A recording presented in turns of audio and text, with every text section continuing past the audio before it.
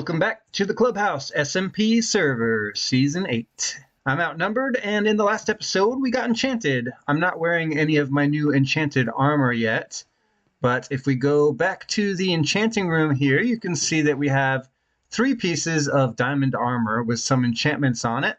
They're not max enchant level yet, which is the reason I haven't started wearing them. Also, we don't have any mending books to put on them yet. But in between episodes, I was able to enchant a new item, and that's this bow here.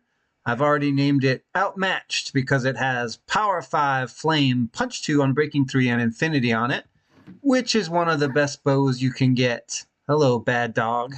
I need to get a name tag on this guy. In this episode, we're going to be playing with villagers. I'm not quite ready to build an iron farm yet, but that is one of my goals. But before we get started on an iron farm, I need to acquire some villagers. If you didn't know, there is a village near our base. How do I get up there? On the other side of this mountain, there is a savannah village right down there. And in this village, there were several villagers, and they all fell into a hole. So this village has been claimed by my server mate, Sakana, and she's not quite ready, I think, to deal with these villagers yet. But I went ahead and put a sign here that says villagers are here. And if we open one of these slabs, you can see that down in the hole, there are several villagers down there. I'm actually not sure how many there are. It looks like 3 or 4. Enough to get started with anything you need villagers for. Some basic farms, maybe even a trading hall perhaps. So my plan is to borrow a couple of these villagers without asking, and then compensate Sakana later for the use of her villagers to start our own villager trading hall up here in the mountain above the village. And that's exactly what I've done. So here it is. Here's the hole that I dug out of the mountain, and I've already been breeding the villagers up. Originally, this was a villager breeder in this room, which is why the ceiling is so high. But the villager breeder didn't work, so I removed it and started breeding villagers the old-fashioned way, which is to just lay out a bunch of beds and workstations and throw them a bunch of carrots until they populated and repopulated until you see all the villagers before you. Now, there's only 2 workstations in this first room, and they're composters, which means we only have 2 farmer villagers we can trade with here. But I did bring some tradable items with me. The only problem is these farmer villagers don't have the trade I want, so I'm going to have to reset their workstations. Now, right in here, oh, there's an iron golem. Right in this area here, there is 4 more workstations. Here we have a blast furnace, a smithing table, a grindstone, and a fletching table. So there's 4 villagers in here that we can trade with. And one of the ones we're going to trade with first is this guy right here, the Fletcher, because the Fletcher trades sticks for emeralds, and that's exactly what I need. So let's go ahead and make our very first trade. And we got our very first couple of emeralds there with the Fletcher villager for sticks. Now in this back room here are the librarian villagers. There's 4 lecterns in there, which is the villager, the librarian's workstation, and we're going to get a mending and unbreaking book and maybe a couple more books by the end of the episode. So we'll trade with the librarian villagers last for the books that we want.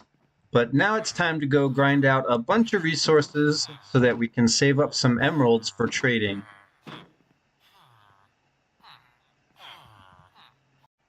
It's also worth mentioning that in between episodes, I captured an armadillo from the savannah biome here, and I put him in a hole on the other side of this dirt block on top of a hopper, which feeds the barrel here, and inside you can see that we're getting scoot from this armadillo farm.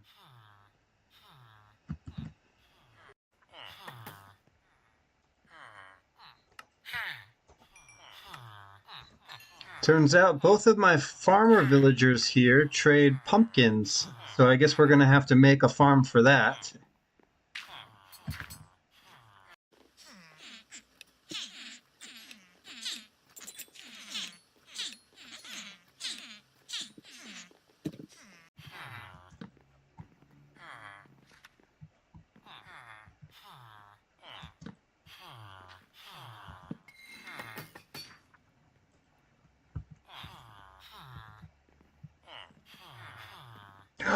Mending for 14. That was easy to do. That was about my 6th reset on the lecterns, but we finally got the mending trade, and pretty cheap too, 14 emeralds.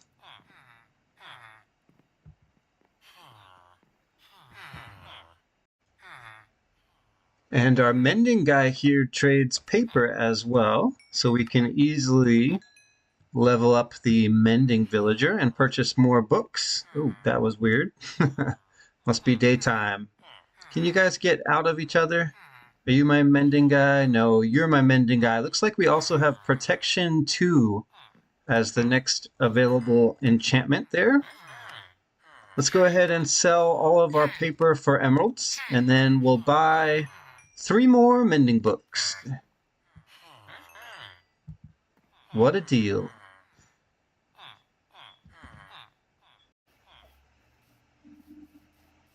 And for allowing us to borrow her villagers to start our own villager trading hall, I think we should leave a gift for Sakana, and it looks like she's living here at the moment in this village, which is quite nice. It even has a cleric house, I noticed, which probably has one of the only brewing stands on the server, so that's quite lucky.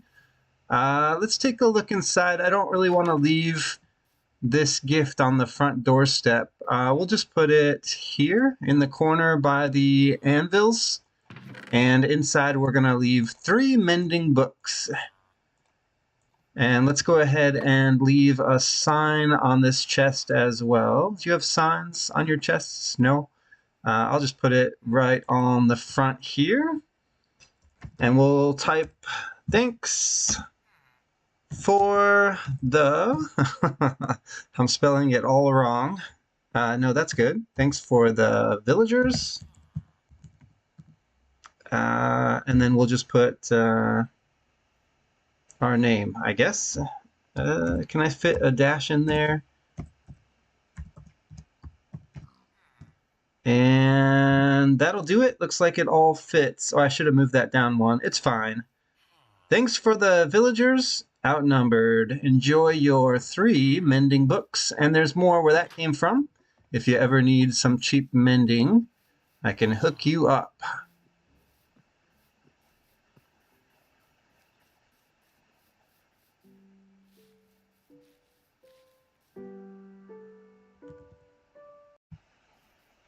And now that we've done some villager trading and got a mending enchantment, why don't we head to spawn? We haven't been there in a while, and there could be some good things for sale, or some new shops that have popped up maybe. I only have 7 diamonds, but we could do a little bit of shopping if there's something good that we can afford to buy. So spawn is about 1,000 blocks in this direction, so it's going to take me a while to get there.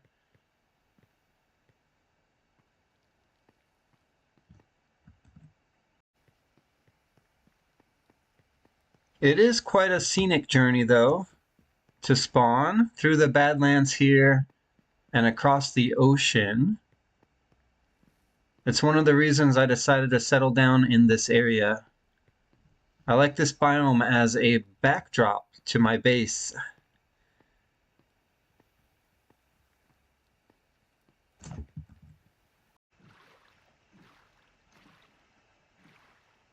The last time we were at spawn, I think, was actually episode 1.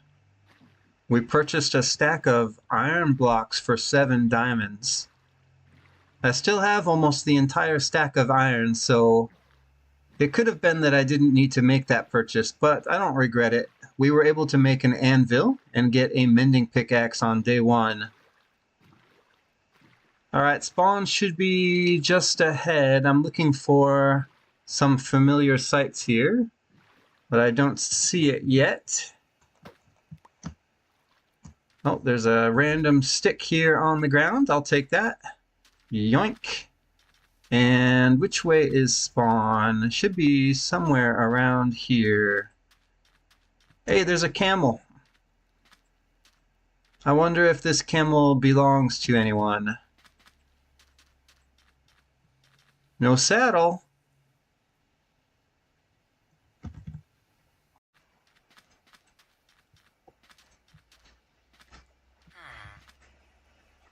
Villagers. I remember this village. This is very close to spawn. We're almost there. It's good to see there are still some villagers here. I was a little bit worried that they wouldn't survive so close to spawn, but it looks like they're doing fine. There's more villagers over here. I was looking for signs that these villagers have been traded with, but it looks like all of them, or none of them, I should say, have been. What about this guy over here? You been traded with? What are you? Another shepherd?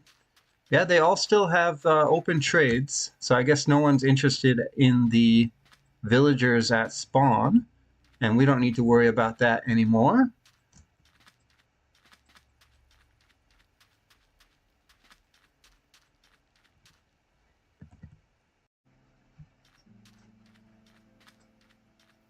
I remember this place.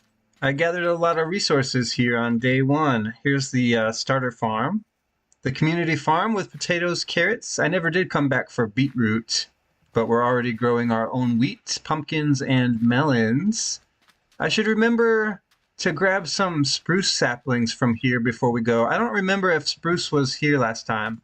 Let's actually see if we can get a sapling to drop quickly, because we don't have this wood type at our base, and we don't live near a taiga biome.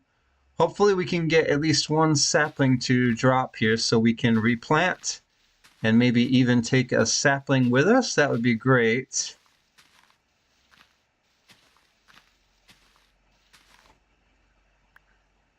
There we go. So we got at least one sapling from this tree. Let's plant it back down and see if we can get another to grow. And over on the hill here where we spawned in on day one, has anything changed in the area? Looks like we still have nether quartz for sale. Maybe we should buy some of that. How much is it? 1 diamond for 16. That's actually a pretty good deal. We could make some observers or something, since we don't have nether access yet. Soul sand, right? We took one of those already. And this was the mending and unbreaking books. They look like they're all sold out. But that's okay. We have our own mending trade, and we'll get unbreaking soon. Let's go ahead and grab a stack of nether quartz. And the sun is setting. We should find a place to sleep. Is there anything new up here on the hill? There's Brodator's Iron Shop right there. I recognize it. Oh, someone slept away the night. Nice. Yeah, we bought iron here on the first day, as I mentioned earlier. Still looks the same inside. I wonder how business has been. Any sales? There's one sale there. And nothing, I think, from that barrel, although it looks quite stocked at the moment. This is new. Back here, what is this structure? A nice round pavilion made of stone bricks. It looks like there are chests inside. This might be a community resource area. Yeah, it looks like the chests are empty. So this might be where we can donate materials for spawn construction. Good to know. Thank you for putting this up, whoever did that. That's important. Ooh, look at this over here. Well, that's Sakana's... what was it again? Something about geodes. Geode shop. Yes, geode shop. We can come here and get amethyst, basalt, smooth basalt, and calcite. Maybe we'll make a purchase here in just a moment. Let me see what this new shop is just over here. That is a nice looking build. I like the lanterns on the corners and the use of the mangrove wood. It fits in real nice here in the desert. Look at the roof. It's like one of those green roofs with a bunch of lush stuff growing on top. That's nice. And some lush leaves here from the flowering azalea tree. Dieter's, what does it say? Bits and bobs. Bits and bobs. It's cozy. And there are 2 chests. It looks like there are torch flower seeds and pitcher pods available for purchase. A stack of 16 for 1 diamond. That's not a bad price. It would be nice to have access to this flower since we don't have any sniffer eggs of our own. Should we buy some of these? Torch flower seeds. I do like the torch flower. I don't know. I'll have to think about it. I'm kind of on the fence there. All right, let's make a purchase over here at the geode shop quickly. And then I think it's almost time to end the episode. It looks like the amethyst shards are still coming soon. Although I would like to purchase some of those. Let's see if we can get one of these other blocks. I know this one is quite popular. The calcite. How much for a stack? Is it just 1 diamond? Because that's quite cheap. Yeah, I think it is just 1 diamond. Oh, this person paid with diamond ore. That's smart. I should have done that too. But I don't have any diamond ore yet. Yeah, let's take a stack of calcite. Very nice. Thank you very much. And let's remember to close the doors this time. This place isn't completely lit up yet.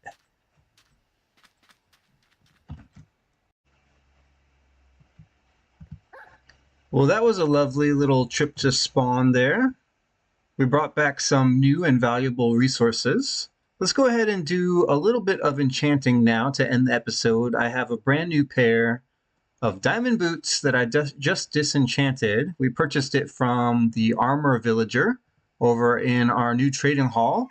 And I want to see what I can get on these boots. It looks like it's going to be Unbreaking 3.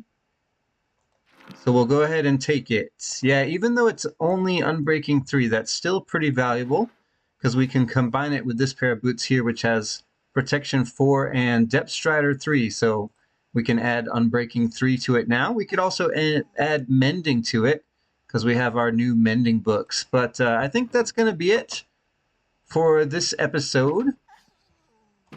I have a lot of chores to do around the base, it looks like. The crops have grown. Some trees need chopping, and if I don't do it, nobody will. Thanks for watching this episode from the Club House SMP server, and I'll see you in the next one.